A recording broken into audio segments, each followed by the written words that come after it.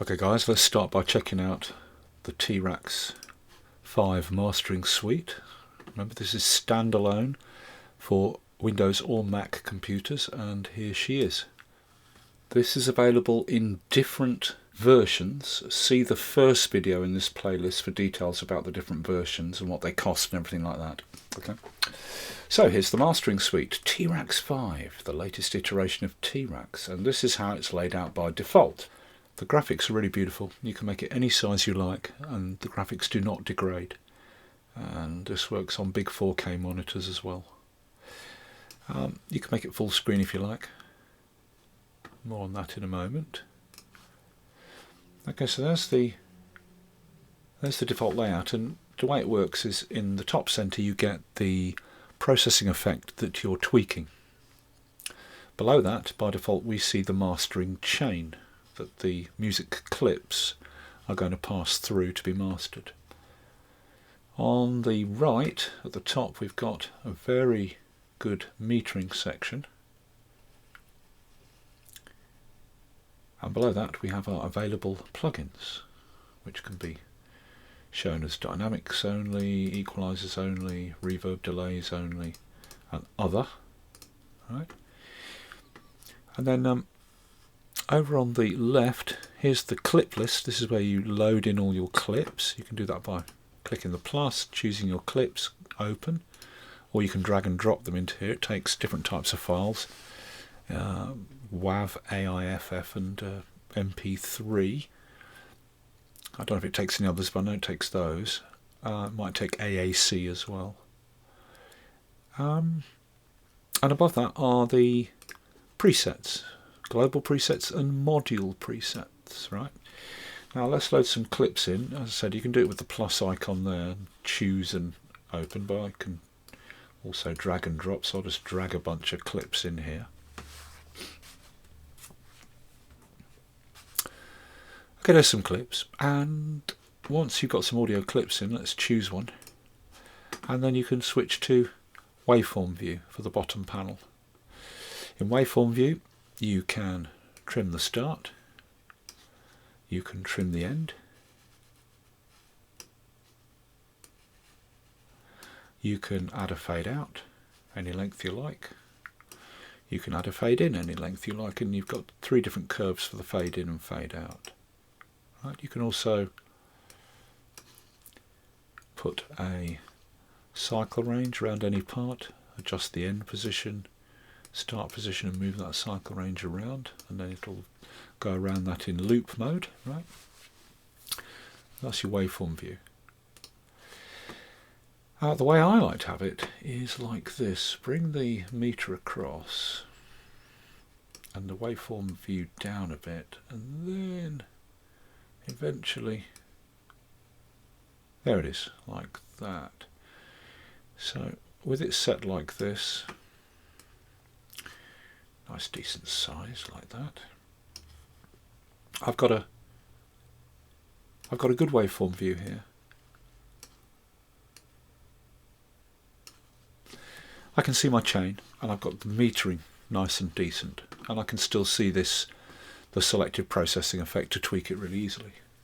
Okay. All right. Now this is the main window, but you've got view, different other windows, and you can show the metering. That pops the window for the metering up in its own little window. You could put that on a different monitor or whatever. You can also do that by clicking on the 2 little VU meter icons there. And then you've got view show assembly, and this is a montage style album creation section of the mastering suite, just the same as like Wavelab, you know, with the montage, first track, second track, third track, fourth track, etc. But if you go into full screen and then do view show metering, it gets popped on there as a tab. Then do view show assembly, that gets popped on as a tab. So we've got 3 tabs. Then you can come out of full screen, and you've got 3 tabs. The main view, just lower that down a bit. get my chain back. Main view, big metering, and album assembly. Okay, now the clips here, they get loaded in whatever order you load them in, but they can be moved around. So I can change the order. And when I change the order, that's reflected in the album assembly. Or I can do it here. Change the order here, and it changes the order here. Okay. Now, let's look at the mastering chain. You've got global presets, advanced mastering, some legacy ones you create yourself, and if you bought the product, you also can download these engineering series mastering chain presets from Earl Holder, Nick Davis and Tom Lord-Alge. So you basically go to global and you load a mastering preset chain, and it loads the processors like that. Just drop that down. So there we go. Right, and that is a global mastering chain, and your clips will pass through these processors in the order you see them, and each one is set to a different setting. Usually these mastering presets are in series, but sometimes you get parallel effects in there as well. And the parallel effects can be positioned in parallel anywhere in your series chain, or you can grab the legs and make the parallel chain span as many items in the linear series chain as you like, and you can have more than one processor in the parallel chain. Now let's choose this one. Right, now below each individual processing effect, the three icons, X removes it. This little on-off button turns any processor on and off, so you can hear the chain without any processor in it.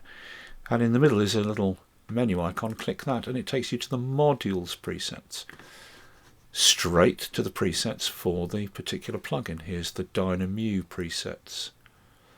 Here's the quad compressor presets. Here's the stealth limiter presets. Right, really easy. So you can do it like that. Now you can load up a global chain, tweak it, tweak the controls for the different processors, and then do save as. Save it in global as whatever you like.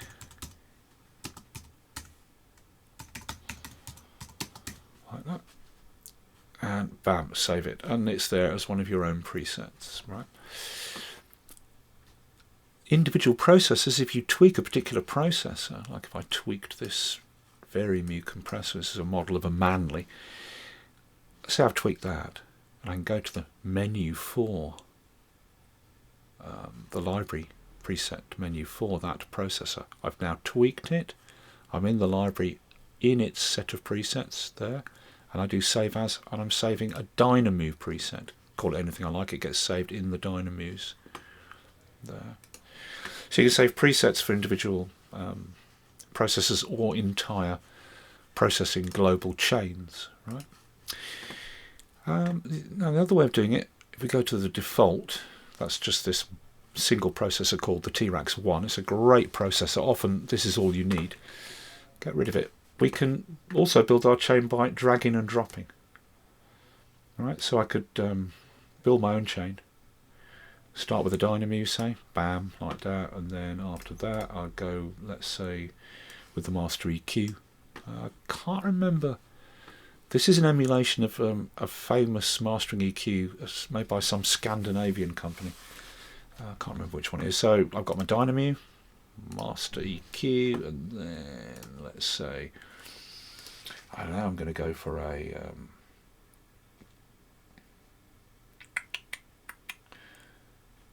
bit of Fairchild Magic, and finally the stealth limiter. And I built my own chain by dragging and dropping. I can drag and drop parallel effects as well. I could, you know, dragging this Neve Precision compressor limiter like that and put it in parallel with the master EQ, you know, whatever I like. Okay. So I've built my own chain now by dragging and dropping, and then I go in and tweak each one. Tweak, tweak, tweak, tweak, tweak, tweak. And again, this is a completely created from scratch mastering chain. Save as, in global, give it a name, and it'll appear as one of my presets in global. Right. Let's load up a preset. So, what else we got? Well, let's look at the album assembly for a moment. Now, the album assembly, as I say, it's very much like Wavelab's montage. Right, if you hold down, is it Command and swipe with the magic mouse at least, it zooms in and out. Otherwise, you're scrolling left, right. And you can move tracks to make a bigger gap or smaller gap between them to set the gap from where one ends and the next one begins, etc. like that. And then you can order the tracks by dragging them around, fill in the artist name, put it the ISRC code, that's the code for the actual track, and you can disable copy protection if you want, then put all your album details, album artist, album title, your barcode and all the rest of it, and you can export that as either a WAV-Q, PQ sheet or DDP, and choose the sample rate, the resolution and different types of dithering or not. Right? Okay, and that will just export it ready to be burnt as a CD or go to a pressing plant, manufacturing plant for CDs to be created. Obviously minus the artwork.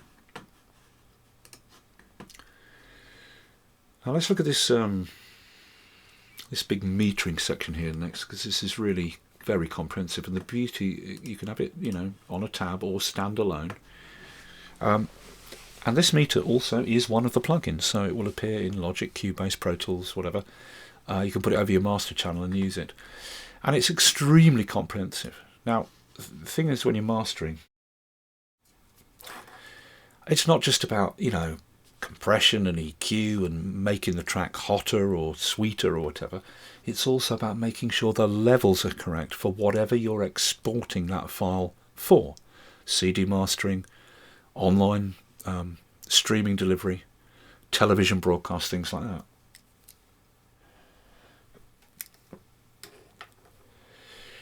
So the metering section here is extremely comprehensive, and all the other meters, you've got your VU meters here, you can switch them to peak. You've got your phase scopes here, 3 different types of phase scope. Alright, let's just play a bit of music there. You know I can't explain, I'm feeling good now, yeah. Right, there's your left, right. And your phase one here, that wants to be always flickering between 0 and 1, not into the minus figures, right? And then you here got the spectrum analyzer. You know I can't explain. Lots of different settings for that. It's set to 1/6 of an octave by default, but you can set to 1/3 octaves or 1/12 of an octave. Left, right by default, you can look at left or right. You can set the range, the release time, and put a peak hold on it, etc. Right? You've got your fast Fourier transform down here. That's got lots of settings as well. And that leaves us with this meter here. Now this is, to get into the preferences for this, you've got to be in the looking at the bigger screen version of it. Then you see the menu item up here. Now, first of all, you've got these targets, and these are simply looking. I load one up like, say, jazz. It just puts a little image of a meter here, showing me that I should be peaking, my level should be moving around here and peaking around here for jazz. On this Lufs meter, right? More on that in a moment. So there's different ones like that: rock, less dynamic range, higher peak in Lufs level, etc. Blah blah blah. Right? Just turn that off. These are your peak meters here, and this is your dynamic range meter, which can be a mono or stereo. But this is your Lufs meter. Now the Lufs meter is like peak meters don't really tell us how loud something is. They just show peaks, right? But the LUFS meter shows us how loud something is in terms of how loud people perceive it. And there are different standards for that, for television, for CD, for music streaming services like Spotify, Apple Music, YouTube Music, etc. Now by default, you can set, you've got standard references here. Again, at the moment it's set to EBU R128, which is European Broadcast Union standard. So there's a little yellow -23 there. That's the LUFS level that they want, average level for European broadcast. And then you've got ATSC, which is American Satellite Cable Digital Delivery Standard, which is slightly lower at -24. And then you've got OP, which is 59, which is Australian. That's also -24. And TRB32, which is Japan, again -24. Right, that doesn't have to be on. That can be off. But also we've got music streaming references. Apple Music wants a LUF level of around 16, -16 dB. Whereas other, which means Spotify, YouTube Music, etc., they want a little bit higher. But the general trend is that these streaming services are, and this includes SoundCloud and other services like that, these streaming music services are moving away from the whole loudness wars thing. They don't want tracks that are massively compressed and then rammed up as high to 0 as they can be. So when you upload your files to iTunes, Apple Music, YouTube, Spotify, etc., they're going to get converted by the servers for the website, and if they're right up here with a really high LUFS level, they'll just get brought down in level. So if you compress the snot out of your music to get it as loud as possible, once you upload it, it'll be brought back down in level to the standard the site wants, and you'll end up with a track that isn't as loud as you wanted it to be, but it won't have any dynamic range, so it'll sound crap. So when you're preparing for streaming services, you want to use these. This is really useful. Okay, now your peak meters can have different scaling. You can do different numerics, different how it holds the level that's shown in the LUFS little box there, and the meter. LUFS numeric, that's the box, and the LUFS meter can have different, how long it holds the level that it's seeing. A dynamic range meter can be mono or stereo, and you can do this use true peak. Now you want to switch that in, because then your peak meter here is doing true peak, is showing true peaks. Because a regular peak meter won't catch, what are they called, intersample peaks or something, where you've got two sort of sample ladders going up. In between, the two peak ladders themselves won't go over 0, but in between them they form a little crest when the audio is converted back to analog, and that can be over 0. So if you use true peak meter, you can see anything that goes over 0. And it's very important you don't go over 0. Again, for streaming services like Apple Music, iTunes, which they'll reject the file, and for CD it's important as well. Okay. So you set all that up in the bigger screen here, and then you can go back and you now know this is true peak, your meter's here, and you've got the LUFS scale set to Spotify and other streaming sites. And then you can just get it the right level for those distribution services. I can't explain, I'm feeling good now, yeah, but dizzy in the hair, now I'm feeling blue. The things you say will maybe they're true. I'm getting for the Now we're going over peak, so let's sling in the where is it? This stealth limiter, which is an IK multimedia own design. This is bloody fantastic, this thing. And the 1 unit, let's just check the Dyna-Mu.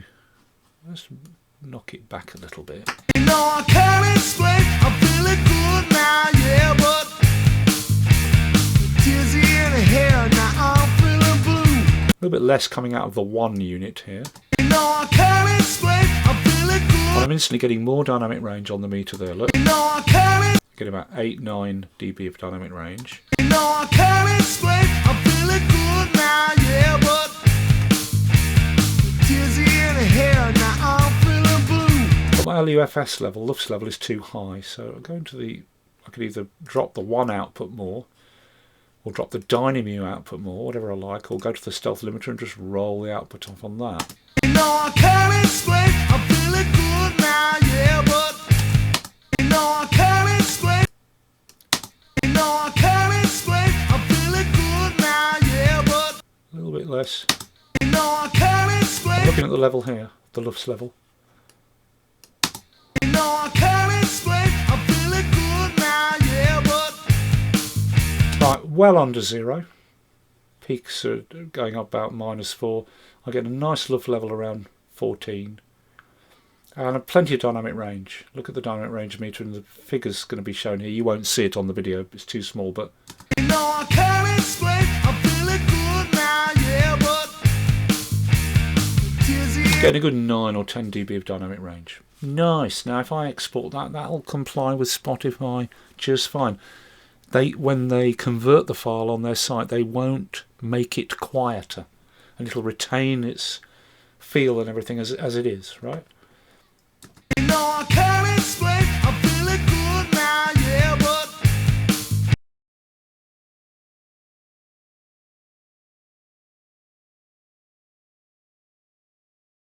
you know I can't explain, I feel it good now, yeah, but And we've got an in-out switch here to listen to the processing in and out. you know I can't explain, I feel it good now, yeah, but dizzy in the hair, now I'm feeling It is subtle, but it's happening. We give it a little bit more on the Dyna-Mu. you know I can't explain, I feel it good now, yeah, but dizzy in the hair, now I'm feeling blue. The things you say, well maybe they're true. I'm getting born of dreams again and again. I know what I mean, but you know I can't explain, I feel it good now, yeah, but dizzy in the hair, now I'm feeling blue. The things you say, well maybe they're true. I'm getting born of dreams again and again. I know what I mean, but you know I can't explain, I feel it good now, yeah, but dizzy in the hair, now I'm feeling blue. The things I've you done a bit of boosting, and so I'm going to bring the limiter level down. Again, to get my 14 here, my -14. you know I can't explain, I feel it good now, yeah, but dizzy in, you know I can't explain, I feel it good now, yeah, but you know I can't explain, I feel it good now, yeah, but you know I can't explain, I feel it good now, yeah. Yeah, that's okay. Lots, it's really more gentle now. You know I can't explain, I feel it good. You've got this level, gain level. You know I can't explain, I feel it good now, yeah, but dizzy in the hair. Subtle, it's just a bit brighter, a bit more pumpy. Yeah, so good metering, and you can output stuff for all the standards that you want. To export, we've looked at exporting a CD or montage, WAV-Q, a PQ sheet or DDP, but an individual track can be exported. We got the export here as well, and we can export the current file. Choose the format, WAV, AIFF or FLAC. Choose the sample rate, resolution, dithering, whether it's on, different types. And you can tick to put a custom suffix at the end of each track that's being exported, like that. The default is _T-Rax, but it could be _mastered or whatever. This is warning me that the track artist isn't set and the ISRC code isn't done. Right. Well, you can export the current file, all files, or the audio montage from here as well. Right. And what else have we got? There's a mono thing to check your mix in mono. You know I can't explain, I'm feeling good now, yeah, but Okay, and then we've got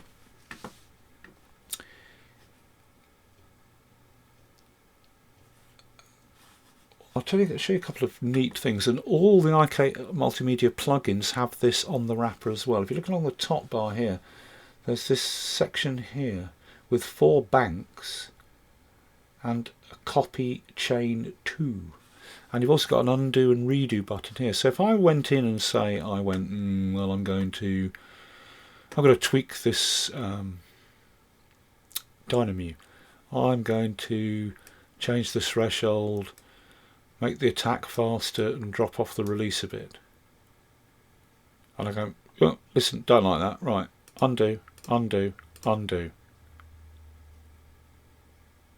Oh, I've got it in link mode. Damn it. Oh well, I messed that up. But yeah, you know, you've got this undo, redo, redo, redo, undo, undo. But you've also got this other thing, like, say I've got this chain here.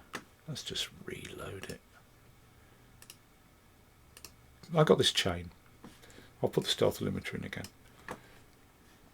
So I've got this chain, and I think, yeah, I like this chain, but I'd like to experiment with it, but I don't want to ruin the original. Well, what you do is each clip or track in your list has its own chain of effects. So this is the chain of effects on this track, but this track has that chain of effects, just one effect unit. So does that one, so does that one, so does that one. Now typically when you're mastering an album, all the tracks are going to be from the same artist, same session company. You want them all averaged the same loudness, the same quality. So you want to apply that chain to all the tracks and then subtly tweak them maybe for some of the tracks. So what you can do is, I choose this track which has got this mastering chain on, I do copy, and the other banks B, C and D start flashing. I then copy this chain in bank A on this song into bank B for this song. And now both banks on this song, A and B, have the same chain. Right? Now I can tweak chain B and then switch between them and listen. Yeah? If I've got a chain that I've set up and tweaked and I really like it, then we know already we can save that. There's my chain. I want to apply that to the other clip, so I do save as in global. I'm going to call it Kilo Mastering. I'll call it, because it's set to -14 for Spotify, so I'll call it Spotify 2 because I've done one already. Save, and there it is as a preset. Now I go to each song and apply the same chain to all the songs. They've all got the same processing chain on with the same settings, and I can then go and tweak any of them subtly if there's some slight things that need changing to just adjust one song relative to the others or something, right? So you've got that. This wonderful copy and paste into different banks is fantastic, and you've got that on all the plugins. When all of these plugins are working in Logic, Cubase, Pro Tools or whatever, you've got this bank copy business here, and also the redo and undo. It's really good. Anything else? Well, look, that's the basics. We could just go on and on and on. I'd love to sit here and just play with this thing and show you stuff, but we'd be here forever. Anything else? Yeah. At the end of every chain, whether you build it yourself or load it as a preset, there's this master match, which you can, if you want, bring in. And the idea of master match is you load up to 3 reference files. That's released tracks, which should be in high quality, not MP3 files. And those reference tracks should be obviously in the same genre as the track you're doing. And then it will analyse those reference tracks, learn their EQ curve and their spectral qualities, and apply it to your files. You can do that as an extra step if you want. Okay. Other things we've got audio settings for your interface. Choose your audio interface. You can switch the left and right channels if you want. Choose the buffer size. Then you've got project settings. The format is your preferred export type, or have AF or FLAC. You can choose then the resolution in bitrate, the dithering type if you want it. And then finally we've got this clip output to 0 dB. As far as I know, that means that if that's ticked, if any little peaks go over 0, even though the meters might not be showing that, you'll hear it.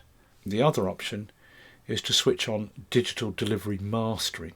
You can only have one or the other, and digital delivery mastering means that the output will be compliant with iTunes, mastered for iTunes. Okay. What else we got? You've got access to the manual here. Just click that question mark down here, and there's your manual, which is kind of handy. So what else? Well, that's your lot really. We could be here forever. But it is just a really good mastering suite. It's fantastic. You can just master your stuff hot as hell if that's what you like for your own personal use, or you can use the extensive metering to ensure that you're exporting to comply with different streaming services requirements and all the rest of it. Ultimate choice in terms of what you can do. So much choice in terms of processors, presets, building stuff, all the rest of it. It's absolutely fantastic.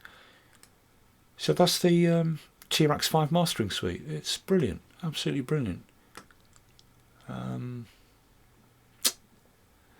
now we can move on and look at the processing effects, because really when you buy T-Rex 5, half of what you're buying is this wonderful mastering suite standalone program, but the collection of plugins in the T-Rex Max package, all these 38 plugins, I mean they're a product as a bundle in their own right, and particularly the emulations of old classic bits of gear.